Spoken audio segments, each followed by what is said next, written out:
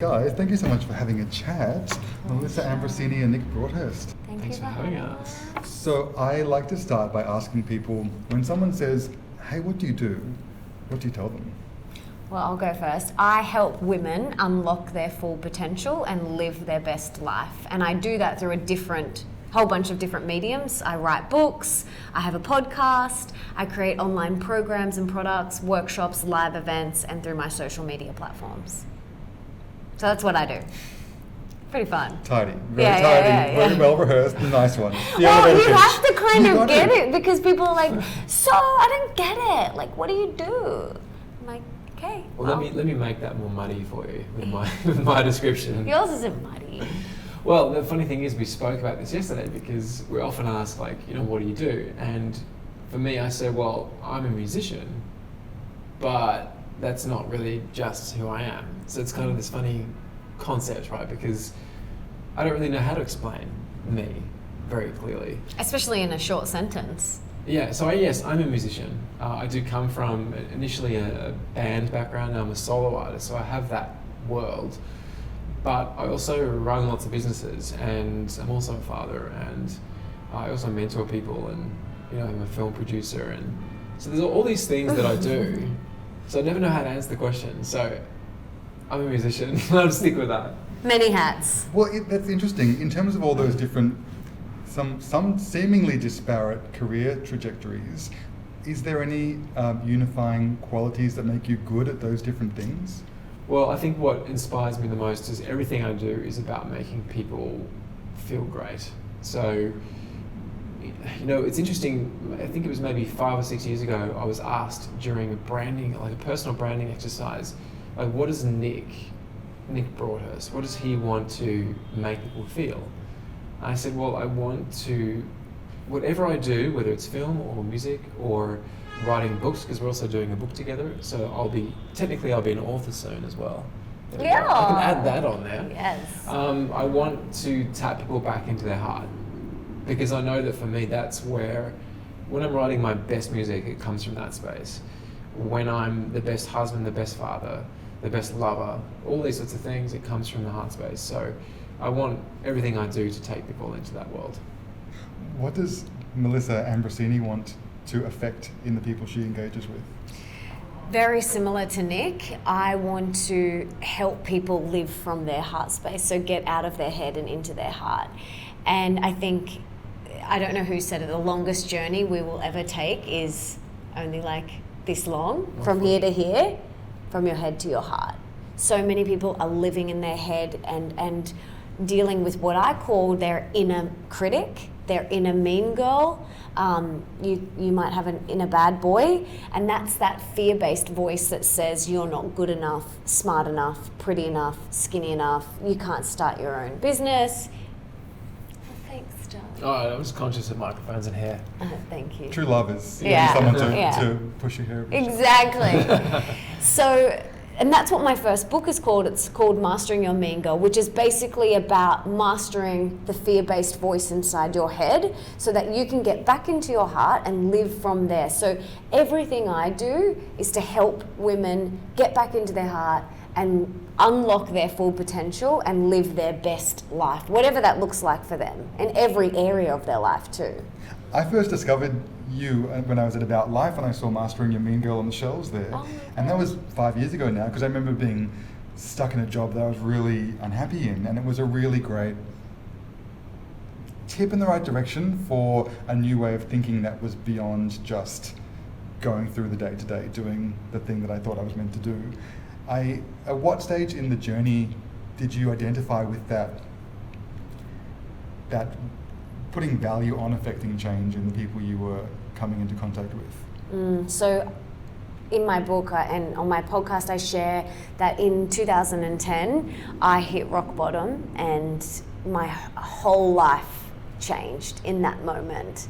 I ended up in hospital with a whole host of health issues, like physical and then also mental. So not only was I dealing with the physical things that I was going through, adrenal fatigue and things like that, but I was dealing with anxiety and depression and panic attacks.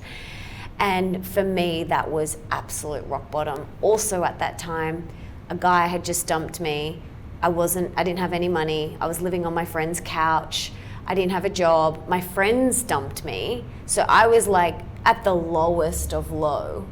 And I realized that something had to shift. When I was in hospital, I had just met some new friends in yoga, this thing called Kundalini yoga. This is back in 2010. And they sent me a parcel to my hospital. And these were literally new friends that I'd just met. They sent me this beautiful parcel, and in that parcel was a book that changed my life.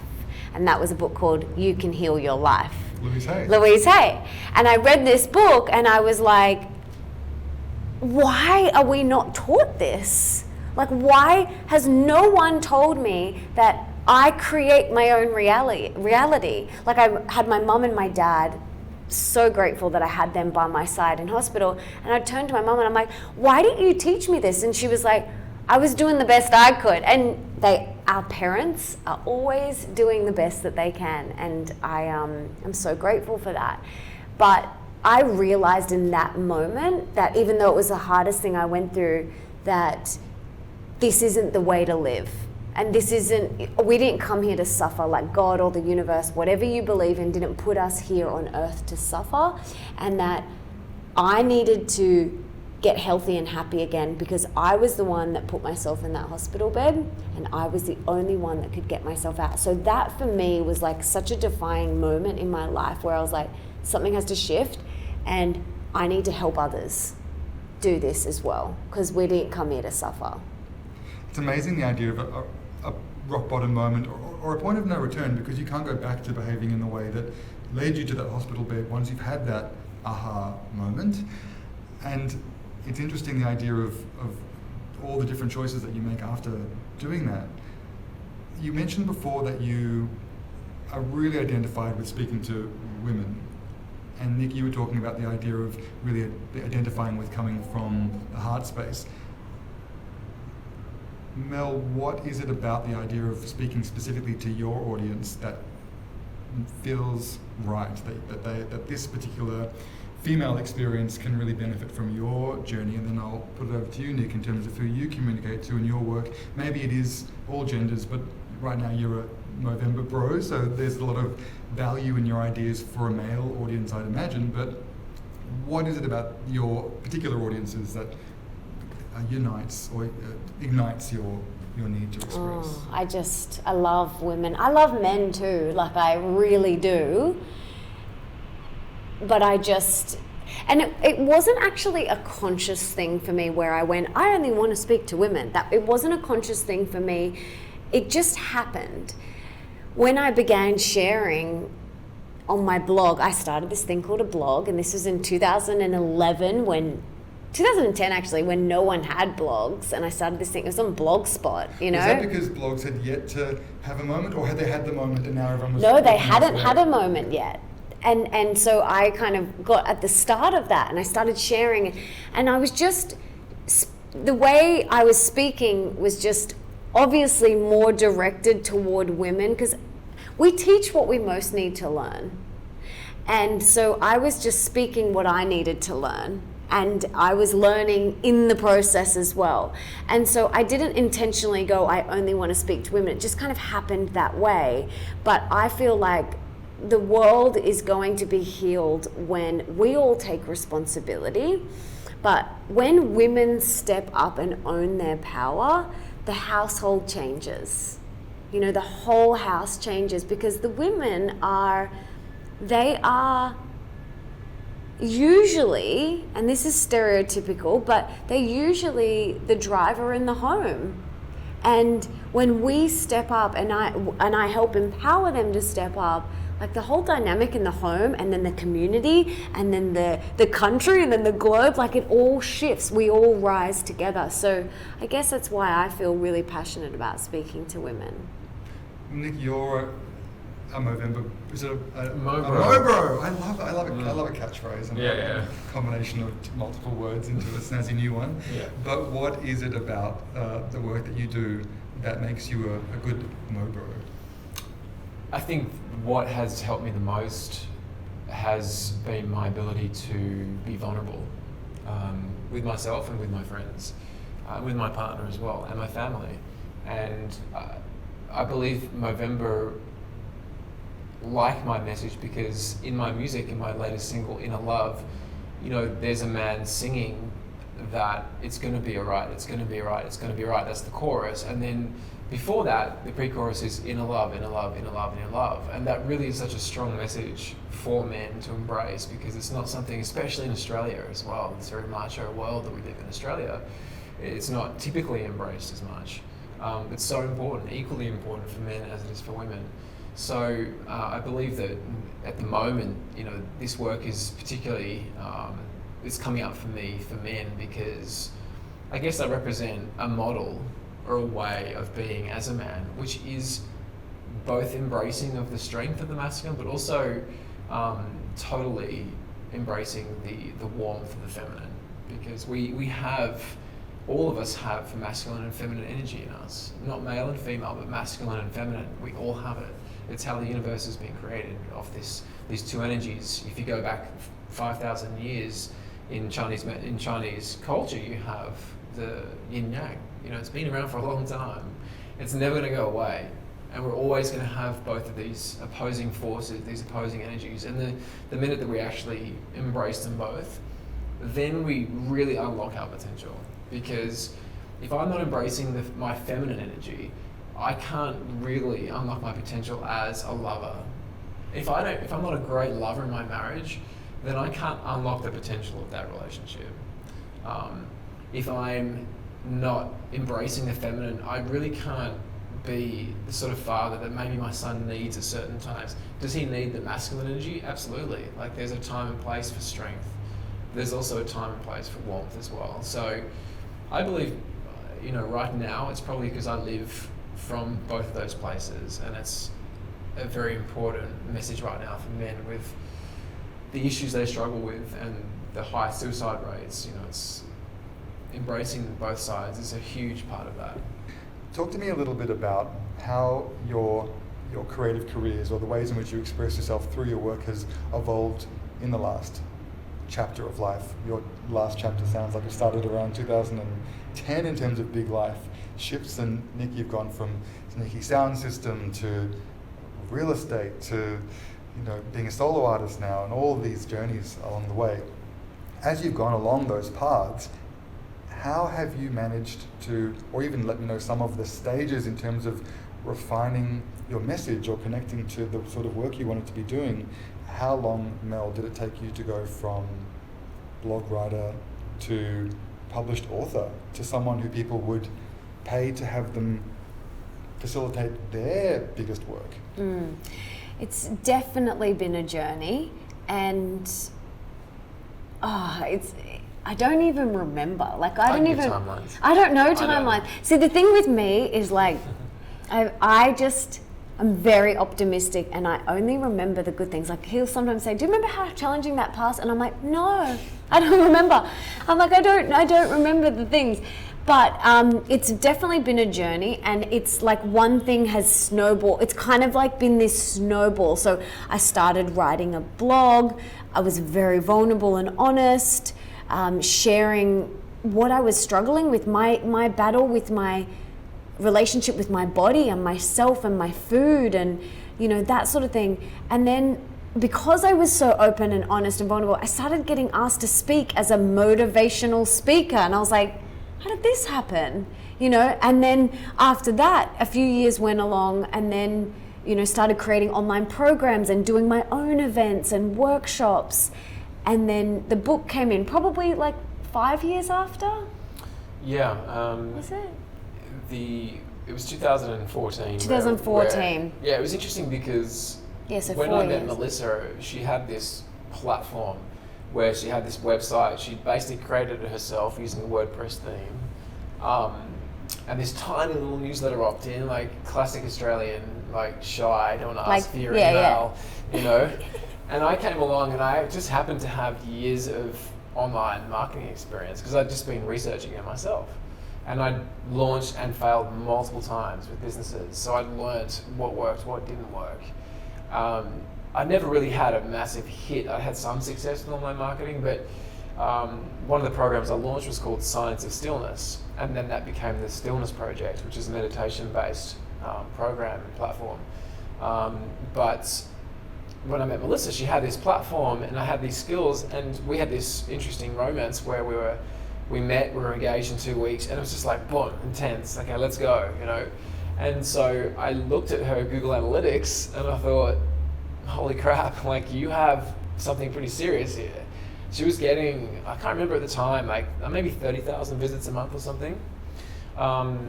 And literally had like a 2% opt-in rate. I'm thinking, wow, okay, we can definitely improve that. So she was about to launch this new site. She had it designed, so she was on the right path. And I looked at the site and I just said, no, it's not going to work. We need to redo it. So she scrapped this $10,000 design and we started again. So we launched this new site and we had 2 versions of the site ready to go. There was melissabroadhurst.com and melissaambrosini.com. And so it was ready to go the day we were married, basically. So we thought, okay, we'll decide which one we're going to publish. And so I think it was the day before we went, no, we're going to stick with Melissa Ambrosini, because she had this brand and this presence around her existing name, so she's kept her name, her maiden name. So we launched that, and then we launched, she'd already done a little ebook called 12 Steps to Wellness. She was selling it for $18. It was probably paying your rent and a bit of lifestyle. You know, it was good, and that was amazing, you know. And then we created some meditations, and then we sold those. I'm like, wow, we're making like $1,500 a week off these meditations. This is awesome, you know. Our first taste of that passive income, you know, that sort of thing. It's so exciting. It just kept building, and then she was offered a book deal with a major publisher, and it was the publisher she'd always wanted to be with. And I had experience with entertainment contracts, and I had a great attorney, and I took it to the attorney, and we both went, you sign this over our dead bodies. Like, it's not going to happen. And I was like, but I want to be an author. I want to write. It's my thing. So we had to really test her faith, because that was the publisher she wanted, you know. I dreamt about that publisher. She dreamt about it. You know, I was like... Did you actively put that on a vision board? Were you actively seeking out that publisher? Oh, yeah, yeah. So it happened. Yeah, it definitely happened. You manifested it, but with the wrong terms, so... I should be more specific. Yes, okay, next time. Here's the contract on the vision board. But so we basically said to her no, and we could tell that the way they operated wasn't going to match the way that it wasn't in alignment with our core values. So we thought, okay, well, let's do this differently. And in fact, it was quite serendipitous that around that time, Melissa was introduced to someone who introduced her to his literary agent, who was US based. And he represents Eckhart Tolle and all these amazing authors, some of the biggest authors in the world. In my field. And he rarely takes on anyone outside America, because he knows it's a harder push. But he saw Melissa and said, yeah, straight away, I love mastering your ego, let's do this. Sent him the proposal. He was like, yep, done. Within 3 hours. Yeah. Did you send him a finished book?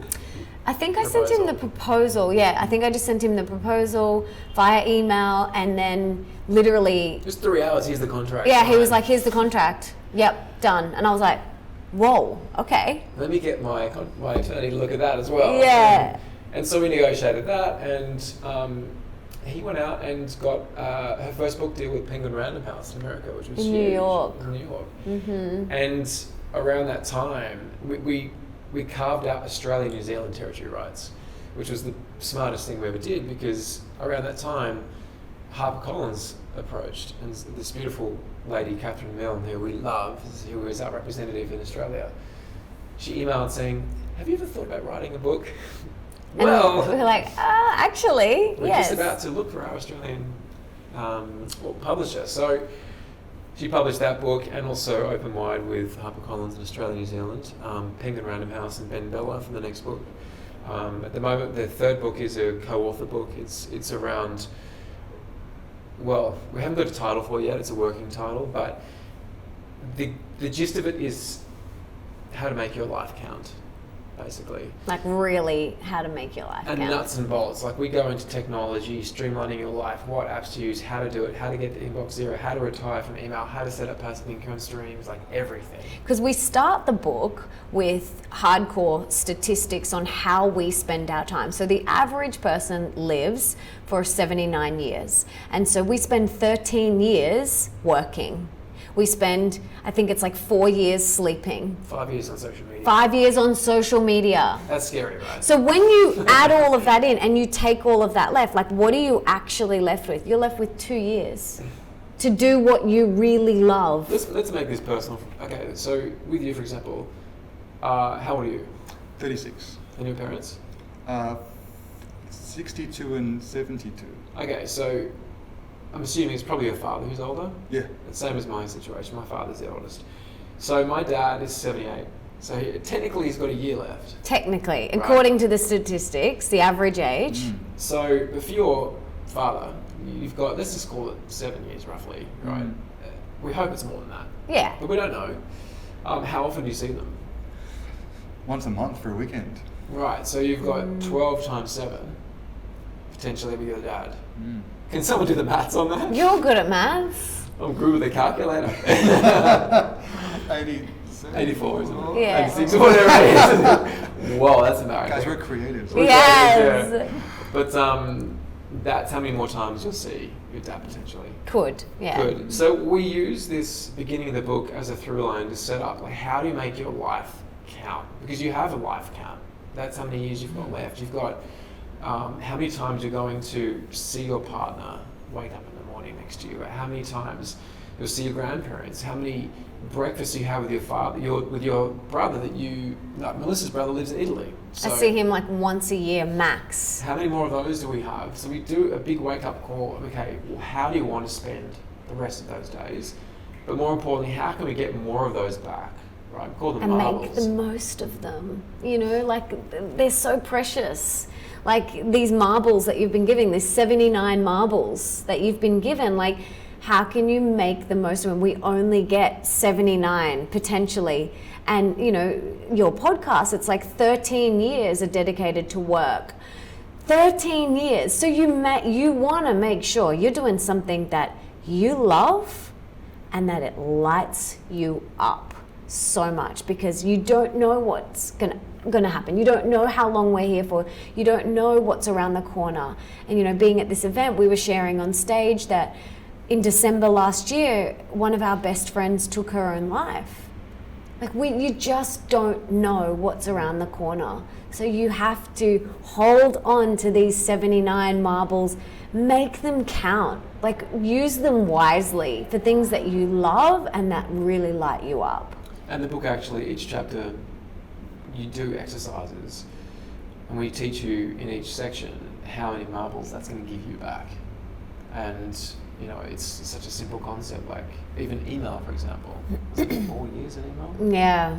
Like it's pretty scary when you actually see the statistics. So that's what the next book is about. So we got to that because we're talking about books, weren't we? And We're your talking about- trajectory. yes, Yeah. So the that's where you're progression. at now, and your podcast. She's just thinking about almost 9 million downloads now. Yeah. When did the podcast come into play? Because if the book, the writing of the writing of the first ebook, because that's an interesting transition. You go from sharing ideas in an ad hoc way because you're feeling those feels on that day, and then you put it into a blog.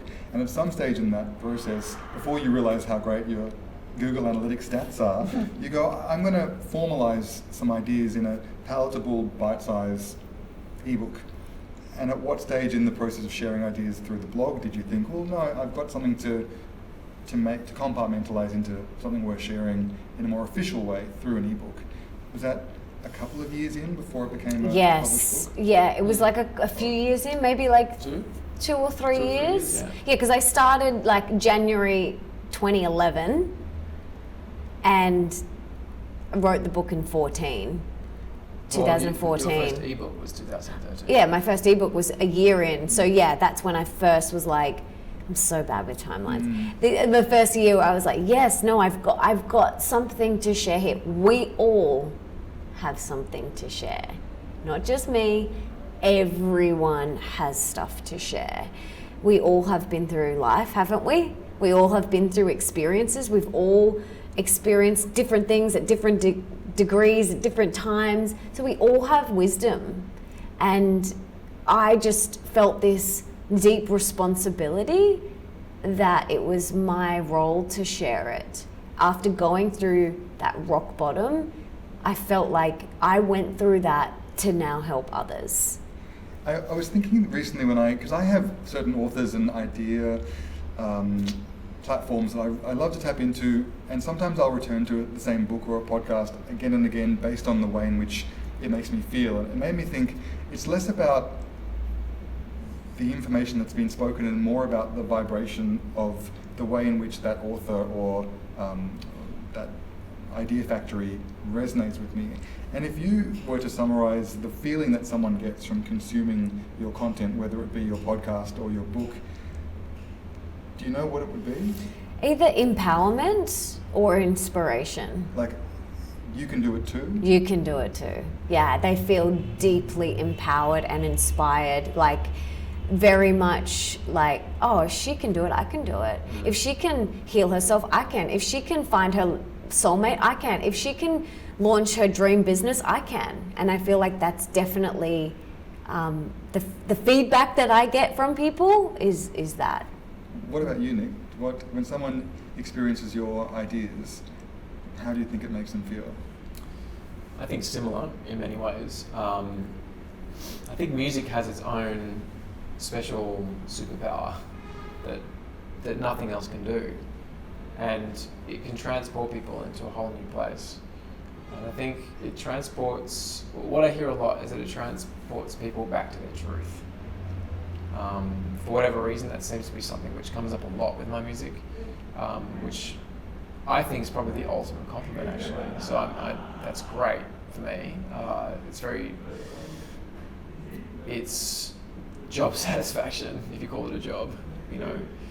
But yeah, I think taking people back to their truth, because when they're in that space, then they know what's possible. They can see what potential they have. I was just going to say the word job and work as well. Like, we don't often call what we do a job or work. We feel retired.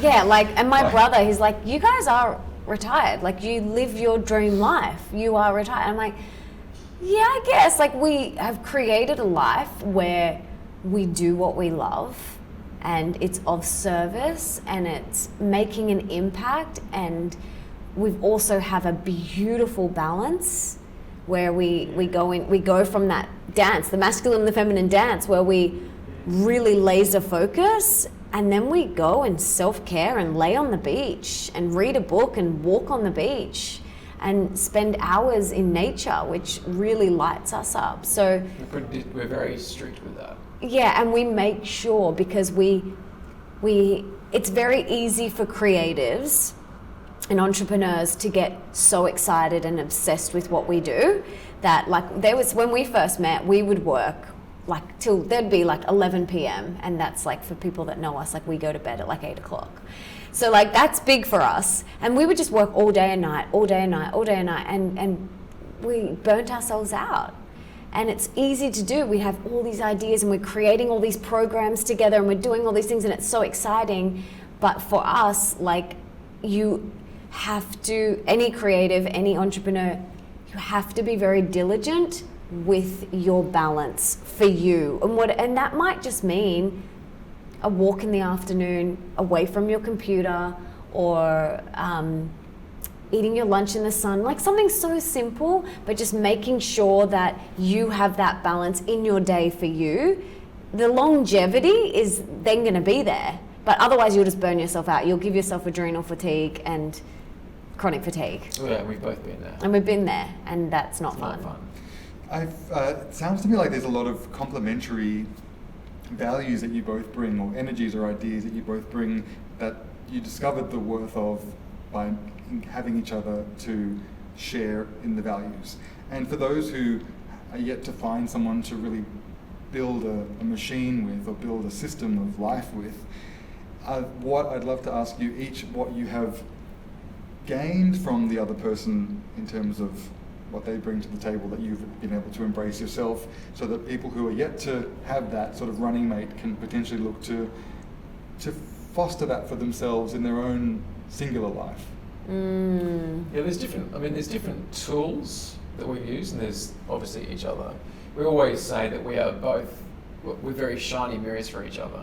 We reflect back all the things that we probably don't want to see within ourselves, because when that person shows up constantly, your partner shows up constantly, they're always going to, put the spotlight on the things that you don't want to sort of look at within yourself.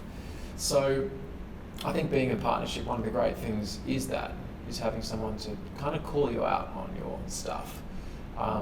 But if you don't have a partner, actually, there is a specific tool that we found very, very useful. And it was something which our business coach, who we used to work with, he took us through this process called Flippin'. And it's actually an amazing personality profiling process that is used by professional sports teams to choose athletes. Like it's millions and millions of dollars that have gone into it. And you need to do this with, I think you can order it online, but someone actually has to take you through the process from memory. But what happens is, it's not you answering questions. It's actually... Don't you answer it once? I think you answer it once. And then you get... 6 other people who answer the same. There's 100 traits. They have to select which traits you have. So you get other people to do it. You could get your mum, you could get your nephew, you could get a complete strange, like you've just met maybe once. So you pick 6 random people. In business and personal life. Yes, that do it for you. And it comes back with your top 3 constraints and your top 3 strengths.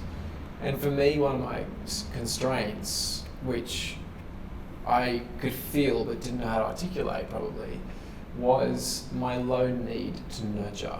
So I don't need nurturing. I don't need, in terms of, if I'm on a mission creating something, I'm just going to do it. He doesn't need to be told, you're doing a good job, keep going. How very unmillennial of you. Yeah, like yes. he doesn't need that. So which means he doesn't give it. But yes. When we did this profiling, it's something I need, and it was something that the girls that worked for us also needed. So having that awareness for him was really big, wasn't it? Yeah, and there was also lacking humility. It was a really interesting one. I was seeking significance all the time. And now I don't feel, I sometimes see that pop up and I'm aware of it, and sometimes I just, screw it, I'm just going to go for it anyway. And sometimes I'm like, okay, don't say that because that's lacking humility. No, I'm aware of it now. And the other one was, and this one, actually all of mine were completely at the highest, like breaking the systems. Like literally the person who was going through the results said he'd never seen someone have 3 things that were literally off the charts. And that's me saying that because I lack humility, right? I'm seeking significance just saying that. But anyway, perfectionism was my other one. So perfectionism can become fear as well. If you are seeking something to be so perfect, it means that you are not wanting to put it out in the world because it's not good enough yet. So that was very much the case for my music. It held me back for a long time being a solo artist because it had to be perfect. And so I have let go of my perfectionism for sure. I'm definitely way more humble but still struggling because I just said that thing before. And when it comes to my need to nurture, it's not even a thing anymore. It's not an issue. It doesn't come up, does it? In fact, our team, I don't say staff, but our team members would actually say that's a strength. So that's been amazing. Totally. Huge. And any of those sorts of personality testing things, there's so many. But I think, coming back to your question, getting people, if you don't have a partner, getting team members or other people in there that can have your weaknesses. So you hire, so that's, with us, we balance each other out, and he very much has strengths that I don't have, and I have strengths that he doesn't have. And so if you don't have a partner to do that with, like finding people in your team, that's why the profiling is so important, to get someone. If you don't like doing something, if it's not your strength, hire someone to do that. But also, when hiring someone, because this is important too, the reason we've been able to create a life where we do have a lot of freedom, if we want to, right now we're writing a book and I'm releasing singles and making music videos and a whole bunch of other things. So life is quite full, but that's by choice, right? But the reason we have that choice is because we have teams who are in the right position. And Flippin has been amazing for that, because if you need someone who has to be super organised, like a project manager, for example, then you want their order and structure to be right bang smack in the right spot on their Flippin chart, because then they're going to keep things organised. But if it's off, like it's too low, you won't you're hire just not that gonna hire person. them. Yeah. Because then it's not something they're going to naturally grow into quick enough. You'd have to train them for probably years to overcome that. So, everyone can adapt, but it takes time. So it's been amazing for that as well. Totally, yeah. Well, you mentioned a business coach, which to me is a great reminder of the idea that this has been a really long journey. Your lifestyle would look so idyllic to so many people, and it sounds like it's been a journey that's been going for almost a decade for you. And Nick, all of the various career trajectories that you've had to lead you to this place means that you can step in and offer skills like Google Analytics, looking at the head of your partner's website. He doesn't do that anymore, though. Like, to get him to do anything in my business now, he's like, you're on your own. You've had your grace. You're on your own. Well, what are some of the professionals and the coaches and the outsourcing that you've done that has been a real game changer for you in terms of building these businesses? Because it's a good way to remind people that you don't have to know how to do everything yourself. A personal trainer for getting fit is a great solution for someone who doesn't know where to begin with the fitness journey. But what professionals have you called upon? So many. Well, we mentioned the business coach. Yeah. His name is Bruce Campbell, and he's amazing, because he brought in things that we weren't doing. For example, there's this thing called a profit and loss statement. It's kind of important when you're running businesses, right? And I would always be like, yeah, we've got enough money in the bank, it will be fine. Like it might be a bit tight that month, we'll just get through it. And now, I actually know where the money's going, and we're doing cash flow forecasts, and Melissa, that was her worst nightmare. To sit down and look at a profit and loss statement, and Bruce taught me so much about getting my head out of the sand and stopping. Like, I'm an entrepreneur, I have my own business, I have to step up in that area. He'd just say, get over it. He'd be like, get your head out of the sand and sit down. Yeah. And I'm like, okay, all right. So yeah, he was really, really helpful for us. We had him for a few years. Yeah. We've had health coaches, we've had personal mentors, we've had spiritual mentors, we've had personal trainers. We are not afraid to go, we're not an expert in this area. We love asking for help. We're not those people that are like, no, I'm not. I'm like, okay, cool. Who's better at this than me, and how can I learn from you? We will just find the best person at that thing at Google Analytics, and we will hire them and learn from them or read their book. Do you go and seek out recommendations from friends who've gone and found those mentors? Sometimes. Yeah, sometimes, or just sort of it just comes up. Yeah. I think I need that. Yeah. Can I contact that person? Do you have Bruce's number? Because I could really... Totally. Bruce's number. He's incredible. And we've actually put so many friends onto them, and all of their businesses have gone like that. The thing is, though, it's not for the faint-hearted. It's work. He puts you through the ringer. And it's an investment. It's an investment, exactly. And emotionally, and, time, everything, but it's so worth it. And I think, coming back to your question, is we are not afraid to ask for help and get coaches in any area of our life, whether it's health, relationships. We've gone and seen people when we have gone through more challenging times. We've gone and seen people together, and yeah, career. You've had a singing coach, vocal coach. I've had writing coaches. I have a personal trainer who's virtual. They're in Boston. Yeah. We use the app Voxer, actually, just to give everyone listening an actual really easy, tangible productivity hack would be to get the app called Voxer, because so much time is spent sitting on our phones using our two thumbs typing out messages. It's not a good way to spend our time, right? When you can send a little voice message that's like, hey babe, did you get that email? And people so say, quick. People say, but can't you do that on WhatsApp, or can't you do that on iMessage? Yes, but it's very different. It's in real time, it's live, you can fast forward the messages. it's like a walkie-talkie. You have to sort of use it to experience it, but if people want to talk to us, they have to download Voxer. And our entire team is on Voxer. So everyone who works for us, you have to be on Voxer, because I'm not spending my precious 79 marbles in my inbox going back and forth about something when I can quickly go, hey babe, did you get that email? Cool, can you send that off? That took me 15 seconds, where we spend so much time of our precious creative time spent in our inbox going back and forth. Oh, does this time work for you? No. Okay, what about this time? And I'm just like, that is not a good use of our time. So that anyone's time. Anyone's time, yeah. And speaking of email, actually, how long ago was it? About 18 months ago. Yeah. I reached a point where I was like, this has got to stop. Because he was spending how many hours a day in his email inbox? Probably 2 to 4, because I have such a diverse, I guess, businesses. And at the time I was coming out of a film production, and there was just a lot happening. And you were reading 24-page contracts. This is really intense. And I'm just like, there's a keyboard, like a little keyboard with letters, and there's one below that with black and white keys. And I'm spending way too much time on that little one and not enough time down here, because they're right next to each other in my studio.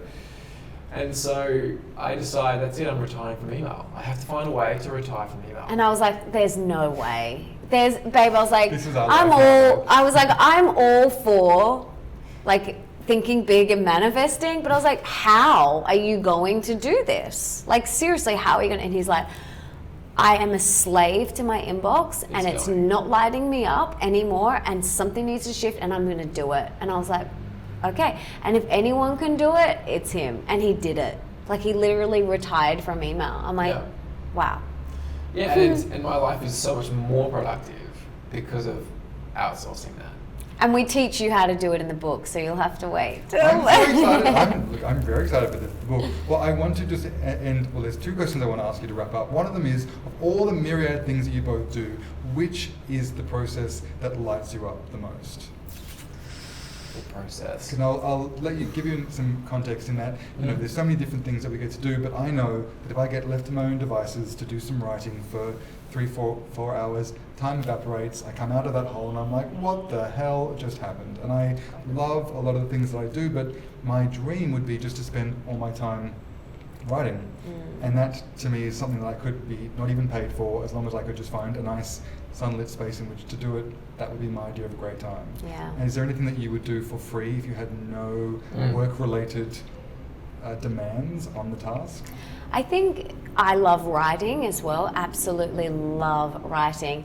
I also love speaking and sharing on stage, but that's not really a process. But I guess writing the content that I'm going to share in a video or on stage or something like that, that really lights me up. It's really nice to go back over work you've done, whether it be seeing a recording of a presentation you've given or a conversation you've had with someone or a piece of writing where you get to be the observer or the audience member and you're like, that's good. Yeah. I like that. Yeah. I'm really proud of that. To be honest, I don't actually really go back and read or watch anything that I've ever done. And there's a reason, because my inner critic's like, that is so terrible. Why did you say that? No, but not all the time. Often I read my own books and I'm like, oh, that's really good. It's nice, because also, it's nice to get out of your own way and be like, oh, my little channel did a great job today. Totally. And even for your process of writing, though, when it comes to being an author and writing on a deadline, that can change the relationship with writing. Because, we know we have until January 17, I think it is, to hand in this manuscript. And Melissa's written pretty much all her part. I did it I work better with a deadline. So I'm like, I got in there and I just I wrote Mastering a Mean Girl in 2 weeks. I wrote Open Wide in a month. And now that I'm co-authoring this, I'm like, what are you doing? Come on. And that's me, my personality. I'm very driven, and Peter, where he is very much more creative, takes his time and likes to just sit in it. So I've written all my parts. Now I'm waiting for him. It's not that I like to sit in it. It's that I have had so many other things pulling my attention that I don't want to start until I can do what you did. So when I do start, I'm really efficient at writing. I'll just smash it out. because I know the content literally like the back of my hand. It's how we live every day, and that's what's great about this book is that this is not conceptual. This is what we do, and we just so often our friends would say to us, well, "What's that thing you're using?" And we're like, "I can't believe you don't know this. You're not using this." Like because it's a time saver. And or the life book came from that actually. Someone not knowing how to do something, and I went, "We need to do a book on this." And so the book that was supposed to be published is now being put back. And this one's coming in place because we're like, this is so current right now. Because I've got the next 4 books ready to go. She does. But the question, music, writing music. Yeah. If I put headphones on, close my eyes, put my hands on my piano, and sing into that microphone, it's bliss. It's absolute bliss. So, you get these feelings when I'm sure you get it when you're writing as well. You get feelings of being in a state of flow, where I think flow can be described as being in a state of love, like where everything just makes sense in that moment, and I would do that for free. I'd pay to do it. It's a good sign. And the bells are going. It's a good, Yes. good timing. Well, the question I end on, which is usually designed for people who are still a little bit less articulated in their vision than you guys are, but it will be interesting to run it past you anyway, which is, if I were to speak to you in a year's time, what's a project or process that you would really love to have nailed in that time? Okay. For me, a year from now, which is November, our book comes out in September, so we are going to be celebrating with the most incredible book launch and book tour that we're going to tour around Australia, and we're going to go to America. And so I'm so excited to see the book in its real form and the event that goes with that. Because we don't do a normal book tour. No. The last time we did, we merged. It was like a concert. Yeah, we merged our brands essentially. She released Open Wide the book, I released Open Wide the song. And so then it allowed us to, and it was about relationships. So we did a real life musical, and we toured that around Australia, the major cities, in theatres around Australia, and literally did a real life musical, and it was incredible. So we're going to do something like that, but up level it. So that's going to be fun. Yeah, I'm so excited for that. You guys are living the quit your day job modus operandi so beautifully. I feel like my work here is done. I don't do it. No, it's perfect, because the wonderful thing is people will hear these ideas and they will be able to discover your podcast, your books, your music that you're releasing in relation to all these ideas. You've instantly the further reading for this conversation is just laid out for everyone so beautifully, and it's really an honor for me to chat to you guys, because you are absolutely dedicating your lives to a process that I think is the very best thing someone can do with their time. So thank you. Before we finish, what do you want to see? Oh yes. Yeah, what do you want to see? It was a joint suggestion for what you did, but what you personally in do. a year. Okay, in a year I have definitely my own personal goals for my music. But to be honest, I think that the music will be the success of that particular tour that we'll do together, and that show, will be dependent upon the success of my music as well, and at what scale we can do it at, and where I'm at that stage. So I think it's a similar thing, but it's also fed very much by the success of the music. What's a totem of success for that? That you know it's been everything you had desired when you're playing at Madison Square Garden. What is the totem of success that lets you know you've got there? It's funny, the first thing that came to my mind was touring Scandinavian countries, because my largest audience is in Norway actually. In fact, Oslo, the city, has been #1 since day one for me. Still is, as of today. I checked yesterday. So doing a solo tour around Scandinavia that's kind of my dream as a musician. Nice. Yeah. Just quickly, I wanted to ask you one more thing each. Of the work that you both do, who is nailing it in your field? Who do you look up to currently and think, I just really think this musician is just brilliant, and I really think this thought leader in the wellness space is just my hero? Who's inspiring you each at the moment? Well, I know that straight away. I think there's an Australian artist called X. It's RY space X. He lives in LA. He's also very big through Europe, more so than most other countries. But he's giving people an experience a live experience, which I think is bordering on spiritual, yet accessible through the music. And I'd like to take elements of that, but then elevate that, or I believe elevate it through sharing my own personal, like sharing more of myself on stage, which is where I think people lean in, is when you're more vulnerable. You know, people really want to see that.